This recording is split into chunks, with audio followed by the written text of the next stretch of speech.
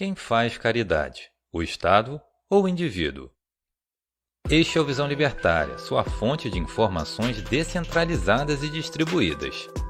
Uma das formas juspositivistas de classificar a sociedade civil organizada é em primeiro setor, segundo setor e terceiro setor. No vídeo de hoje, será explicado sucintamente o que representam esses três setores e como eles são, na verdade, uma falácia. À luz do libertarianismo, será mostrado quais os verdadeiros três âmbitos da sociedade. Traremos à tona o real sentido da caridade, que é o voluntarismo no uso de recursos privados, ao invés da ideia abominável de ser possível haver caridade pública. Segundo doutrinadores e estatistas, a sociedade civil é dividida em três esferas. O primeiro setor é formado pelo Estado e seu governo. O segundo setor é a iniciativa privada e o terceiro setor são as organizações sem fins lucrativos destinadas a agir onde a ação do mercado não é viável e onde a interferência do Estado não alcança. A falácia começa já por definir o Estado como o primeiro setor. Essa crendice carrega consigo a ideia de que só é justificável haver comércio, o segundo setor, se antes houver o primeiro setor, o papaizão Estado. Ah, mas você está levando muito a sério isso. É só uma divisão didática. Não, prezado ouvinte, não é. Essa suposição de que o Estado é o primeiro setor esconde a perversidade de que a propriedade privada é apenas uma concessão, uma permissão do aparato coercitivo estatal. Não é porque existe Estado que existe mercado. É o contrário. O que veio primeiro, a produção ou a cobrança de impostos? O mercado é o gerador. E o Estado subsiste por meio do parasitismo. É simples assim. Os doutrinadores juspositivistas afirmam que o Estado tem o poder-dever de fiscalizar, proteger e fomentar o mercado. Outro sofisma. Primeiro, porque a maioria dos tais direitos positivos não passam de serviços. Explicamos isso detalhadamente no vídeo A Falácia dos Direitos Positivos do canal Visão Libertária. O link está na descrição. Segundo, porque todo incentivo ao mercado que o Estado dá ocorre após ele próprio, o Estado, ter criado dificuldades. Esse fomento é parcial e significa tirar dinheiro de uns, normalmente dos pobres, para concentrar em subsídios para outros, em muitas ocasiões, segundo critérios eleitoreiros. É preciso entender uma coisa de uma vez por todas. Tudo que o Estado dá a alguém foi tirado à força de outra pessoa, e não necessariamente de outra pessoa rica malvadona, como querem nos fazer acreditar os socialistas. No mais das vezes, é o pobre quem mais paga imposto e quem mais sofre com a inflação gerada pela própria política monetária do governo. O Estado não produz nada, onde já se viu um parasita ser o primeiro de uma cadeia produtiva. Numa comparação ecológica, o mercado são os organismos produtores e o Estado ocupa o final da cadeia trófica. São os parasitas. Essa alusão foi abordada no vídeo Níveis Tróficos Sociais do mesmo canal. Confira na descrição. Você vai gostar desse conteúdo.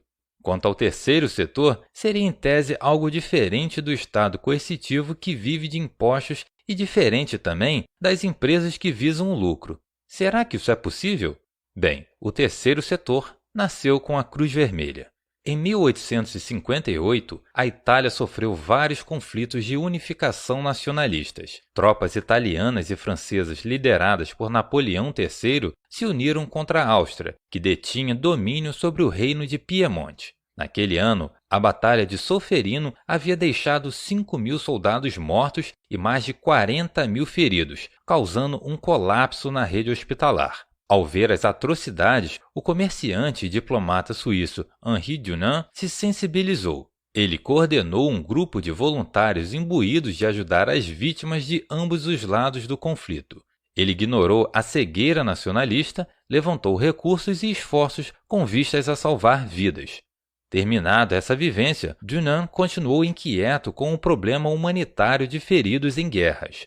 Então, no ano de 1862, de volta a Genebra, sua cidade natal, Henri Dunant publicou um livro chamado Lembrança de Solferino, cujas páginas narram as ações de salvamento feitas pelo seu grupo na Itália. O mérito do livro é o seu forte apelo sobre a necessidade de se criar um grande comitê de voluntários que socorressem as pessoas feridas em guerras, independentemente de sua nacionalidade. Ele conclamou a realização de um grande acordo internacional entre as nações para que o grupo humanitário ficasse neutro nas guerras e tivesse a bandeira branca de paz, isso é, de ser capaz de transitar pelas fronteiras e ter a permissão de tratar feridos independentemente do lado em que esses estivessem. Em 1863, a divulgação do livro atraiu vários indivíduos para a causa. Médicos, sacerdotes, freiras, milionários filantropos, estudantes idealistas, enfim. E o mais incrível, tudo foi feito voluntariamente. Não era dinheiro de impostos, não era um órgão estatal, nem tampouco era uma empresa. Porém, era uma organização com atos de gestão. Ela tinha que gerir recursos financeiros e humanos. Ela tinha que se aventurar em zonas de guerra. Foi assim que surgiu o Comitê Internacional de Socorro a Feridos, composto inicialmente por apenas 16 países, mais tarde chamado de Comitê Internacional da Cruz Vermelha. O símbolo da cruz teria a função de diferenciar esse exército de salvação dos exércitos de guerra. Perceba o tanto que Dunant foi libertário para o mundo. Nasceu assim o terceiro setor, que são organizações sem fins lucrativos que visam atender a uma necessidade de um grupo específico. Assim, foram surgindo várias causas. Aqui no Brasil, com o novo Código Civil rabiscado em 2002, foi estabelecida uma nomenclatura jurídica para as organizações do terceiro setor. Conforme essa nomenclatura, as organizações que podem iniciar sem capital são 1. Organizações não governamentais, ou ONGs. 2. Organizações da sociedade civil de interesse público, também chamadas de OCIPs. 3. As fundações privadas. E 4. As associações. E é aí que o tal terceiro setor virou um puxadinho do primeiro setor. As associações são clubes, e muitas delas são verdadeiros sindicatos. Várias fundações, OCIPs e ONGs ganham dinheiro público, leia-se dinheiro de roubo, para financiarem suas atividades. Os políticos não ajudam ONGs porque são bonzinhos, mas usam-nas como se fossem órgãos de propaganda partidária e de políticas públicas para avançar uma agenda ideológica, de modo que nem sempre é possível separar a simbiose entre primeiro setor e terceiro setor. É o capitalismo de Estado, pois o Estado a tudo corrompe.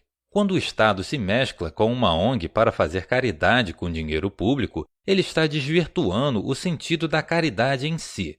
A única caridade possível é aquela feita com recursos próprios. Fazer caridade com dinheiro dos outros, com impostos e subsídios, não é caridade alguma. A verdadeira caridade é a dos indivíduos. Por exemplo, você já ouviu falar do aplicativo Garrafas no Mar? Trata-se de um projeto de aplicativo e site para ajudar pessoas a pagarem suas contas atrasadas, como luz, água, telefone e gás. Durante aquele evento viral de 2020, a crise econômica se agravou graças às medidas impulsivas de governos que determinaram o confinamento de pessoas saudáveis, paralisação coercitiva das cadeias produtivas, impressão de dinheiro e brutalidade com pessoas inocentes que descumpriam a histeria imbecilizante.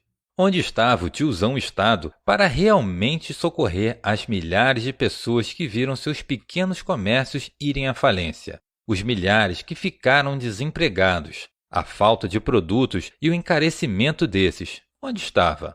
Estava monitorando pessoas pelo celular. Estava dizendo, fique em casa, a economia a gente vê depois. Onde está a suposta caridade do Estado agora?